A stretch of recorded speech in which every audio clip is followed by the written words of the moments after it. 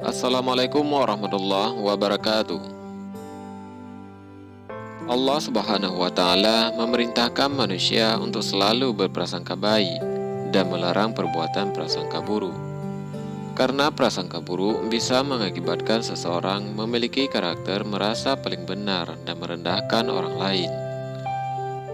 Manusia seringkali terkecoh dengan wajah ataupun tampilan seseorang. Mereka yang berwajah ataupun berpenampilan tak sedap dipandang seringkali dinilai rendah. Padahal dalam pandangan Allah Subhanahu wa Ta'ala bisa jadi memiliki derajat yang mulia. Abi Hurairah meriwayatkan hadis Rasulullah sallallahu alaihi wasallam, "Innallaha la yanzuru ila suwarikum wa amwalikum, walakin yanzuru ila qulubikum wa amalikum." Allah Subhanahu wa Ta'ala itu tidak melihat pada bentuk rupa dan harta kita, akan tetapi Allah hanyalah melihat pada hati dan amalan kita. Jelas benar apa yang disampaikan teladan kita Rasulullah sallallahu alaihi wasallam, bahkan menampar kita yang sering kali memandang rendah orang lain dan merasa diri kita lebih tinggi daripada orang lain. Terkait hal ini, Rasulullah sallallahu alaihi wasallam juga mengabarkan bahwa di antara umatnya ada orang-orang yang memiliki tampilan buruk dalam pandangan orang lain, sehingga mereka kerap dicibir dan diusir. Namun sebaliknya, dalam pandangan Allah Subhanahu wa Ta'ala, mereka memiliki kemuliaan di sisinya.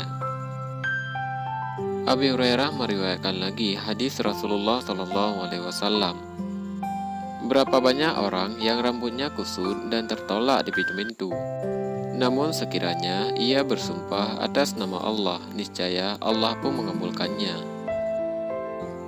Dalam syarahnya pada bab Fadlul Duwafa wal Kamilin, yaitu keutamaan kalangan duwafa dan tersembunyi, Imam Nawawi menjelaskan, maknanya sekira orang itu bersumpah untuk terjadinya sesuatu, maka Allah pun merealisasikannya sebagai bentuk pemuliaan terhadap orang tersebut dengan mengabulkan permintaannya dan juga untuk menjaganya agar tidak menyelisihi sumpahnya. Hal tersebut karena tingginya kedudukan orang itu di sisi Allah Subhanahu wa Ta'ala, meskipun ia hina dalam pandangan manusia. Dijelaskan pula bahwa makna sumpah di situ adalah doa. Orang-orang yang dimaksudkan dalam hadis tersebut adalah para wali Allah dari kalangan duwafa, tersembunyi dan jauh dari popularitas, sebagaimana dijelaskan oleh Imam Al-Munawi.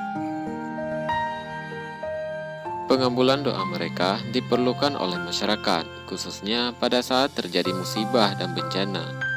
Sebagaimana sebahagian kisah yang terjadi di era salaf, seorang tokoh generasi tabi'in, Muhammad bin Al-Munkadir berkata, "Ada sebuah tiang di Masjid Nabawi yang biasanya saya pakai untuk menghadapnya di dalam sholat dan juga untuk duduk bersandar. Ketika itu penduduk Madinah sedang dilanda kemarau panjang. Mereka sudah keluar melakukan sholat istisqa, namun hujan belum juga turun. Pada suatu malam, saya beristirahat sambil bersandar pada tiang tersebut seusai mengerjakan sholat isya di Masjid Nabawi. Tiba-tiba datanglah seorang laki-laki berkulit hitam yang mengenakan jubah dan syal di lehernya. Ia maju menghadap tiang di bagian depan, sementara saya di balik tiang di belakangnya. Orang itu selanjutnya mengerjakan sholat 2 rakaat, kemudian ia duduk dan berdoa. Duhai Tuhanku, penduduk kota Nabimu telah keluar untuk meminta hujan kepadamu, namun Engkau belum juga menurunkan hujan kepada mereka. Maka aku bersumpah atas namamu agar kiranya Engkau menurunkan hujan kepada mereka. Saya pun bergumam, ini pasti orang gila. Namun belum sampai ia menurunkan tangannya, tiba-tiba terdengarlah suara halilintar. Kemudian diikuti dengan turunnya air hujan dari langit. Ketika mendengar suara hujan, ia pun memuji Allah Subhanahu wa Ta'ala dengan berbagai pujian yang pernah saya dengar yang semisalnya. Ia berkata, Siapa aku, apa kedudukanku, sehingga engkau mengabulkan doaku? Namun aku berlindung kepadamu dengan memujimu, dan aku berlindung kepadamu dengan karuniamu. Lelaki itu pun kemudian mengerjakan sholat hingga menjelang waktu subuh, maka ia pun mengerjakan sholat witir. Ketika masuk waktu subuh, ia pun mengerjakan sholat sunnah fajar, lalu ia pun sholat subuh berjamaah bersama orang lainnya termasuk saya. Demikian kurang lebih penuturan Muhammad bin Al-Munkadir. Selanjutnya Muhammad bin Al-Munkadir berusaha mengikuti dan mengetahui identitas orang tersebut. Tak lama kemudian upaya itu berhasil.